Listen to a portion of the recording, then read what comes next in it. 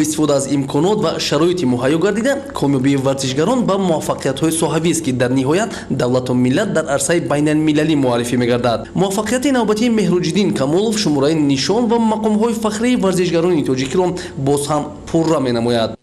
موفقیت من موفقیت ملت تاجیک است. امروز خیلی شرفمند هستم که از جمهوری بیرون در مسابقه‌های جهانی اشتراک نموده سزاوارهای جایهای معین گشتم و از این امکانات استفاده برده با اساسگزار صلح و وحدت ملی پیشوای ملت پرزیدنت جمهوری تاجیکستان محترم امالی رحمان و از آن جمله با رئیس شهر دوشنبه محترم رستم امامعلی اظهار منتداری می‌نمایم برای ما جوانان چنین شرایط‌های خوب را فراهم آورده است. ما امروز می‌توانیم که بیرون از جمهوری در مسابقه‌های بین‌المللی و در سطح جهانی اشتراک نموده باز هم پرچم برداری دولت خودمان شویم.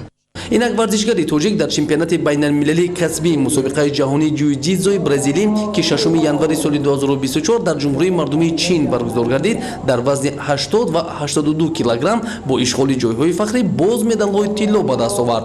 باید گفت که قبلا نیز این ورزشگر در مسابقه کشتی جهان اوید به جوجیتسو سزاوار مدال‌های طلا گردیده بود. مسابقه‌های بین المللی منطقوی و در عموم زیاده از 5 محاربه تن به تن در دام بیشتر از 5 سال مشغولیت ورزشی مهرجدین کمالov با اشغال جایهای فخری سزاوار بیش از 5 مدال طلا و دیگر نشانها گردیده است. نتیجه آخرین مسابقه بین المللی در جمهوری مردمی چین که با نام مسابقه جهانی جوجیتسو برزیلی 6 ژانویه سال 2024 با اشتراک 800 ورزشگر از 15 دولت برگزار گردید. در اساس نوع و اسلوب محاربه این ورزشگر سزاوار 7 مدال دیگر طلا شد.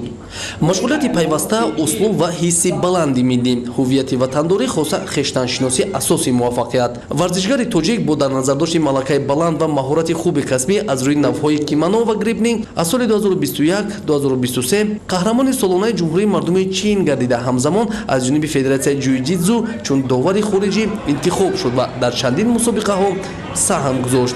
امروز در جمهوری تاجیکستان برای رشد ساحه ورزش توجه خاص ظاهر گردیده بنیاد و فعالسازی مجموعه‌های ورزشی با شرایط معاصر راه اندازی شده است که با تربیت ورزشکاران از روی اشتراک در مسابقه‌های سطحی جمهوری منطقوی و بین المللی مقام و پرچم تاجیکستان با تنتنه معرفی می‌گردد. فخرالدین محمد یوسف بهادر قربانزاده اخبار.